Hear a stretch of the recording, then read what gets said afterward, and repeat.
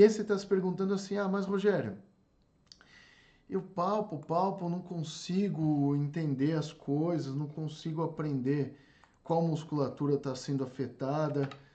Ah, eu não sou para isso, sabe, Rogério? Eu não fui feito para a área da saúde. A gente encontra muita gente falando isso, mas eu vou te dar uma mensagem de fé agora. Eu vou mostrar agora para vocês aqui um slide meu. É um slide antigo, tá? Mas eu utilizo ele sempre, é que eu sou preguiçoso, tá? Eu não. Vocês estão vendo essa marca aqui? Isso aqui é uma marca antiga minha, era minha clínica, que é mais de 15 anos atrás eu tive essa clínica aqui. Falia, aquela clínica que eu fali e tal, tá aqui, ó. Mas o slide é bonito, né, gente? O logo era bonito e tal, mas eu não tirei o logo aqui ainda. Tá aqui, ó. Anatomia palpatória.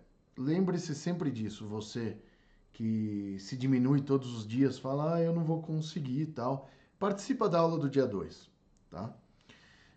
O link para essa aula vocês vão encontrar no Instagram, tá? Então eu deixo esses links no Instagram. E depois entra lá no Instagram que vocês têm todas as orientações para participar no meu primeiro post. Eu vou mostrar para vocês lá, que eu estou sem o link aqui. Olha isso aqui, ó. Qual que é a importância da palpação? Diferenciar o normal do patológico, tá?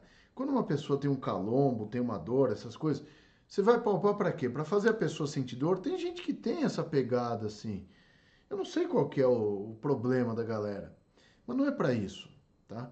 Existem alguns testes provocativos para você gerar uma dor na pessoa, para você entender qual tecido está sofrendo alguma lesão. Então, quando você palpa determinada região, você consegue determinar se a pressão que você impõe gera uma sensibilidade patológica na pessoa, uma dor, ou se aquilo é somente uma pressão. Então, é através da prática que você vai saber disso. E na boa, olha isso aqui que eu tenho que mostrar para você. A habilidade, ela é somente 10% do total do que você vai exercer na prática da palpação. 90% é prática.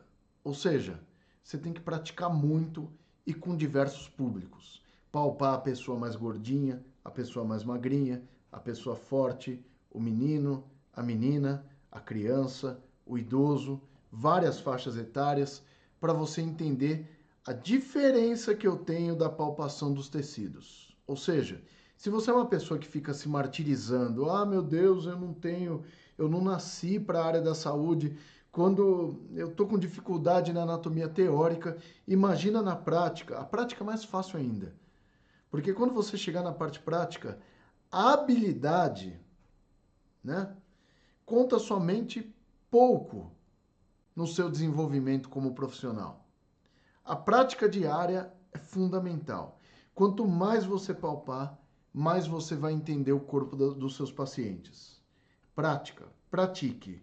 Não fica aí chorando as pitangas pelos cantos. Ai, eu não vou conseguir. Eu nunca vou conseguir, Rogério. Me ajuda. Não, eu tento, eu ajudo vocês aqui. Mas você tem que entender que 90% da palpação é prática.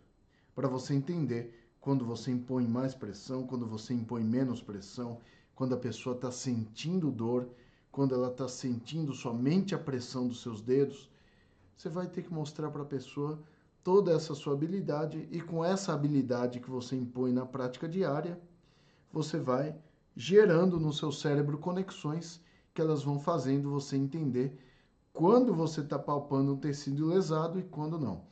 Eu vou ler uma pergunta que foi feita hoje no grupo da Anatomy Flix, que lá no grupo da Anatomy Flix, o pessoal que já é meu aluno lá no Anatomy, todo dia eu respondo perguntas deles nos grupos lá através de áudios, né? E uma das perguntas, que foi a pergunta da Jaque, olha que pergunta interessante aqui, eu vou resumir para vocês, sobre palpação. Ela falou aqui, ó. Oi, professor, aqui é a Jaque. Sobre pontos gatilho, tenho muita dúvida. Todo mundo tem, tá? Já foi respondida hoje no grupo, tá? O que é de fato ponto gatilho palpando o paciente? Eu sinto nódulos mais pesados, nódulos mais duros. inclusive em região de trapézio superior. Boa. Porém, em algumas partes, como a lombar, por exemplo, olha que interessante como a prática da Jaque interfere na sensibilidade dela. Olha que bacana isso. Porém, em algumas partes, como a lombar, por exemplo, eu sinto uns nódulos, tipo bolinhas, que ao palpá-las elas correm, elas ficam mudando de lugar, elas ficam fugindo.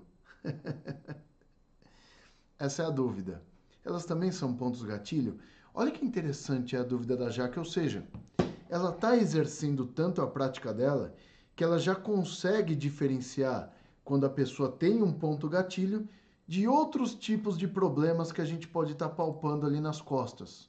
E o que ela falou faz muito sentido, porque nem todo caroço que você palpa nas costas é ponto gatilho, é músculo. Esses pontos, essas coisas moles que ela falou, essas bolinhas moles que elas andam, elas ficam lá, como que ela falou aqui? Que elas, elas vão fugindo. Eu gosto dos termos populares da galera. Isso aí sabe o que pode ser? E é muito comum nas costas.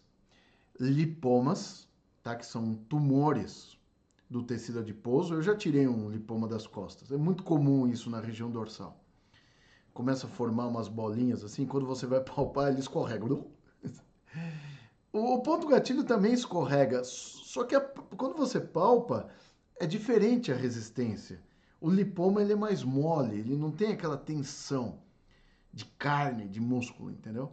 É diferente. O que ela pode estar palpando também pode ser um cisto sebáceo, que é uma coisa comum também na região dorsal.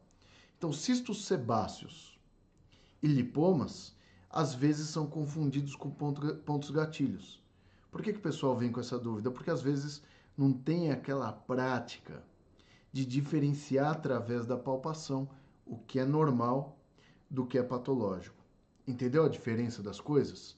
Então você pode, através da palpação, diferenciar coisas que são músculos e coisas que não são músculos. É só para resumir o que foi respondido para ela. Através da palpação eu consigo saber se é lipoma ou se é cisto? Assim, pela minha prática, eu consigo. Pela sua prática, posteriormente você vai conseguir também. Porque a palpação de um cisto é diferente da palpação de um lipoma. Os lipomas geralmente são mais moles. Os cistos são mais arredondados e eles fogem mais do dedo. Como que eu consigo saber a diferença entre eles?